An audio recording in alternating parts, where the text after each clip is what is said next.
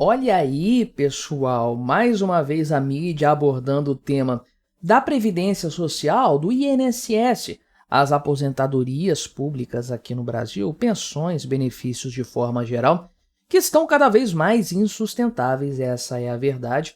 Eu sempre trago temas desse tipo aqui para o canal, são assuntos de muita relevância para todo mundo, porque isso nos ajuda a entender, primeiro, que o INSS é um esquema de pirâmide, segundo, que ele é totalmente insustentável e vai deixar um monte de gente na mão e que, portanto, terceiro, nós não devemos confiar algo tão importante quanto o nosso sustento na velhice a esse sistema completamente falido, né? Então, é uma bomba de fato aqui a Previdência Social. O pessoal já conversa também a respeito da necessidade, talvez da inevitabilidade de se fazer uma nova reforma da Previdência 4, 5 anos depois da última ter sido feita, né? E os especialistas seguem dizendo que, de fato, o Brasil precisa corrigir o déficit previdenciário se ele quiser crescer economicamente. Do contrário, isso aqui vai sugar todos os recursos disponíveis. Vamos conversar sobre essa questão, mas antes não se esqueça de se inscrever aqui no meu canal se você ainda não for inscrito. E caso você queira colaborar ainda mais com o meu trabalho, ajudar este pequeno canal a continuar crescendo e investindo aqui em materiais, produção e tudo mais, você pode se tornar membro patrocinador do meu canal. A partir de R$ 1,99 por mês, você colabora bastante com o meu trabalho, né? Então, essa notícia aqui é do Estadão, essa aqui é da Folha de São Paulo e essa aqui da CNN Brasil. Ou seja, não são veículos aí relacionados a questões econômicas, não são veículos de direita, nada disso. É esquerda mesmo, a grande mídia brasileira, como nós a conhecemos, né? Então, eles apontam aqui para o fato de que a reforma feita lá em 2019 não chega nem a ser paliativa, né? Eles tratam como sendo parcial no sentido de que muito que se pensou naquela época não foi feito, né? Mas ela já era insuficiente lá atrás, né? Isso não mudaria o fato de que a Previdência Social é um esquema fadado ao completo fracasso, né? Então, aqui, o que acontece, né?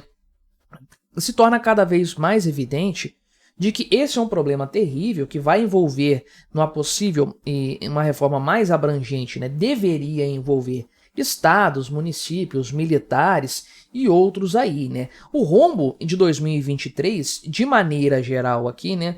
O regime geral da Previdência Social, considerando aqui também, né, os servidores da União, dos estados e dos municípios, né? Somando isso tudo, deu 482 bilhões de reais de déficit, meu amigo. Pois é, olha que bagunça esse número, né? Se você não tivesse o déficit da Previdência, ainda tendo o governo Lula sendo esse desastre que ele é, no ano passado nós teríamos superávit primário. Olha o tamanho do rombo da Previdência Social, né? Então, isso aqui representa, né, 4,41% do PIB brasileiro e 13,4% das receitas tributárias, né? Então, só do regime do INSS geral, como a gente conhece, são 312 bilhões de reais, né? São 110 bilhões do sistema da Previdência da União, dos servidores da União, e 60 bilhões de rombo dos servidores dos estados e municípios, né? Então, principalmente aqui, né, os servidores da União é o que pesa mais nessa história do ponto de vista per capita.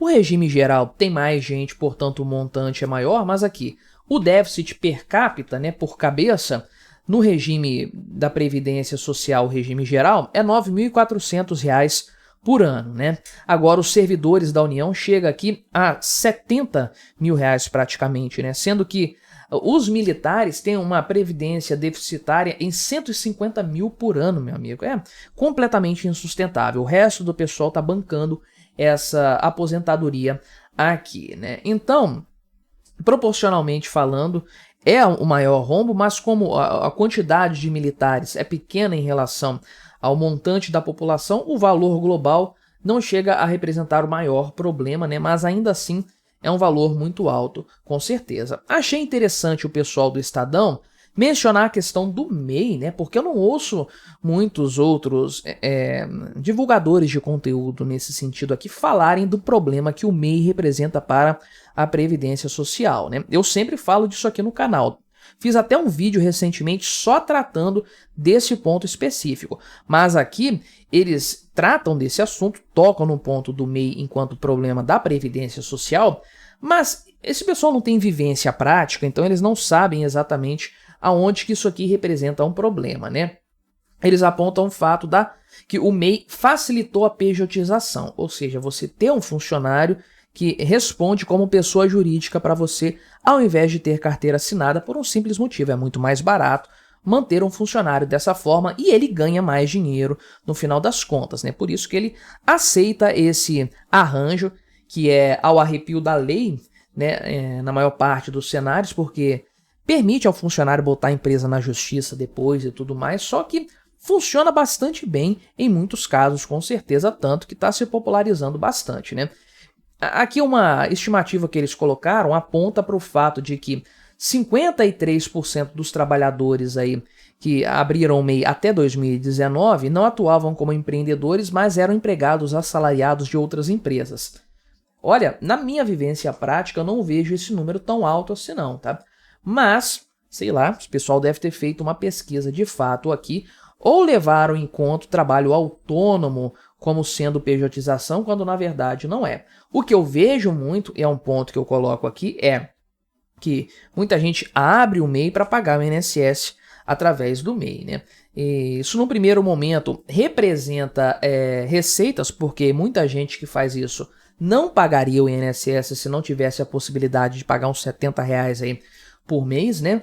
Então, é uma receita extra, mas se transforma num passivo, porque futuramente o INSS vai ter que pagar a aposentadoria dessa pessoa, o salário maternidade, o auxílio doença, enfim, algum tipo de benefício, uma pensão por morte, porque a pessoa vai ter esse direito mesmo pagando muito pouco, né? Então eles fazem vários cálculos aqui para mostrar o quanto que isso é problemático, né? Perdas aqui em matéria previdenciária por conta da contribuição patronal, até do FGTS eles colocam aqui, que realmente tem que colocar para fazer esse cálculo, né? Mas eu já falei sobre isso em outro vídeo aqui do canal de forma pormenorizada, não vou entrar nesse tema aqui, só achei interessante eles citarem, finalmente alguém falar algo que eu tenho falado bastante aqui no canal há muito tempo, né? Tem também aqui a questão olha a moto estragando meu vídeo como sempre, né? Um cretino qualquer aqui, um chifrudo andando de moto aqui, né? Mas tem um problema do envelhecimento da população, que é evidente, as pessoas estão vivendo mais, e por outro lado, há uma queda na taxa de crescimento da população, que é considerável e chegou muito mais cedo do que se esperava. É, de fato, um problema para a sustentabilidade desse sistema que, convenhamos, nunca foi sustentável, né? Então, o pessoal aqui coloca a questão, né, da necessidade de se fazer uma reforma da Previdência, porque, embora tenha havido um crescimento aqui, né, da arrecadação da Previdência Social de 8,3% aqui e tudo mais, né? Aliás, o gasto, né, os pagamentos, isso aqui foi extraordinário e tudo mais, só que o aumento de receitas, ainda que com crescimento de salário, mais gente trabalhando e tudo mais, isso não dá conta de resolver o problema do INSS, porque é um sistema fundamentalmente prejudicado, né, desde a sua concepção. Um sistema de partição que depende de quem está hoje contribuindo para sustentar o benefício daqueles que não trabalham mais, é algo fadado ao fracasso, depende de um fator demográfico muito favorável que deixou de existir há mais de 20 anos. Então, lá na década de 90, esse sistema já apresentava problemas graves que não foram corrigidos, foram empurrados com a barriga, estão muito piores agora, só que a tendência é que só piore, né? Você vê 2025 tendo discussão a respeito de reforma da Previdência, isso não vai acontecer. Mais um ano em que o abismo da Previdência vai crescer. 2026, ano eleitoral, vai ter debate sobre Previdência, reforma da Previdência? Isso não vai acontecer.